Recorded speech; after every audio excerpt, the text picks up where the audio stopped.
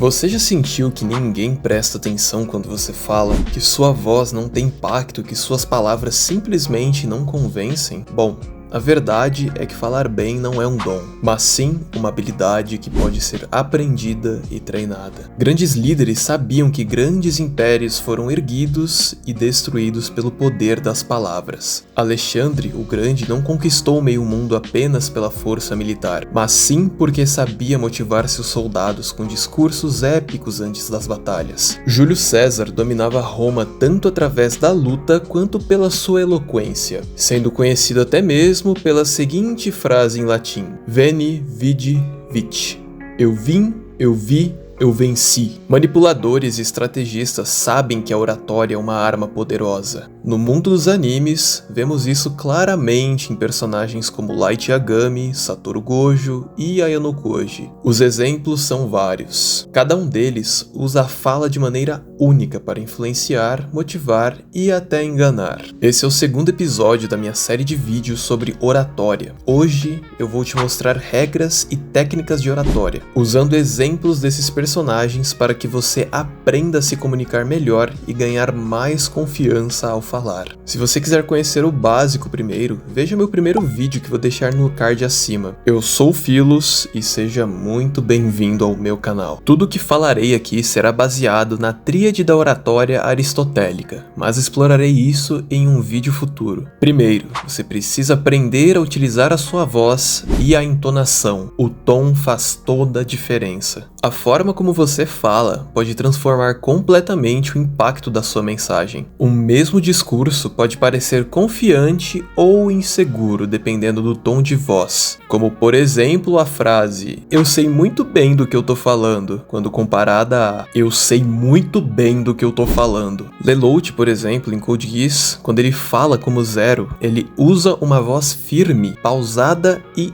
autoritária. Sua entonação sobe nos momentos de impacto e desce para criar tensão. Ele transmite confiança simplesmente pelo modo como pronuncia as palavras. E para você aplicar isso, fale de forma firme e pausada. Evite falar rápido demais, pois isso demonstra nervosismo. Você também pode gravar a sua voz e analisar. Você pode experimentar diferentes tons e ver como você soa quando você está falando. E claro, varie a entonação. Um tom monótono desinteressa o ouvinte. Alterne entre tom grave e agudo para manter a atenção. Quando você quiser passar mais autoridade e seriedade, fale num tom mais grave. E para entusiasmo ou surpresa, use um tom ligeiramente mais agudo. Por exemplo, a frase "Isso mudou a história para sempre" também pode ser dita como "Isso mudou a história para sempre". Cada entonação tem um propósito e varia a velocidade. Fale mais rápido para momentos de estação ou urgência, lento para destacar partes importantes ou criar um suspense, como por exemplo,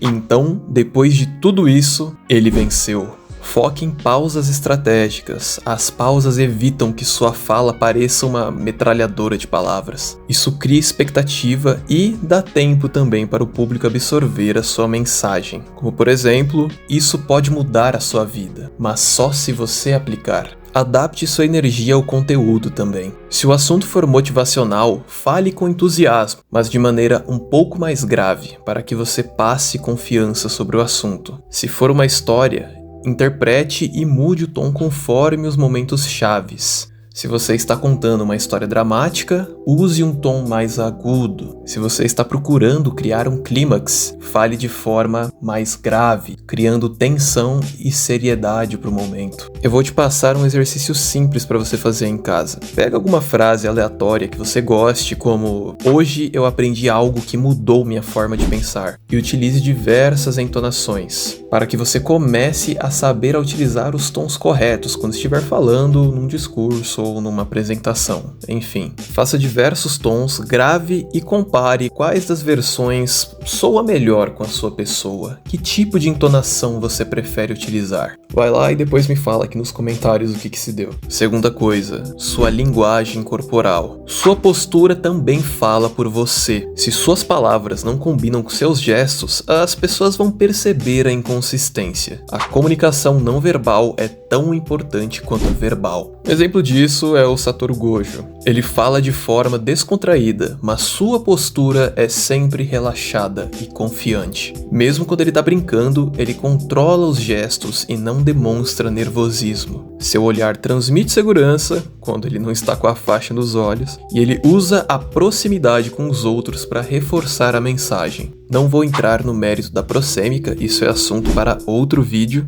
mas vou te passar aqui algumas dicas básicas sobre uma postura adequada para uma fala confiante. Primeiro, mantenha uma postura ereta, não fique corcunda ou cruzando os braços o tempo todo. Faça o famoso estufamento de peito e manda os ombros para trás, isso vai te passar uma postura mais confiante. Use também as suas mãos para enfatizar pontos importantes, mas claro, sem exageros que vão fazer com que pareça mais nervosismo do que qualquer outra coisa. Gestos demais são características de alguém nervoso. Mantenha também um contato visual equilibrado. Olhar nos olhos da pessoa com a qual você está falando transmite segurança. E claro, dependendo de como você estiver utilizando, um pouco de desconforto. Isso pode ser muito útil a variar do contexto. Terceira coisa, clareza e objetividade. Fale menos, impacte mais. Muitas pessoas falam demais e não chegam ao ponto. A clareza da sua mensagem é essencial para manter o interesse. Um exemplo disso é o Ayano Koji. Ele nunca desperdiça suas palavras e fala apenas o necessário para ser entendido. Isso é algo, inclusive, que eu já tô até cansado de falar sobre o personagem aqui no canal, mas que eu vejo que ainda é algo que muitas pessoas não percebem. Quando ele quer persuadir alguém, ele usa frases curtas e diretas, eliminando qualquer redundância.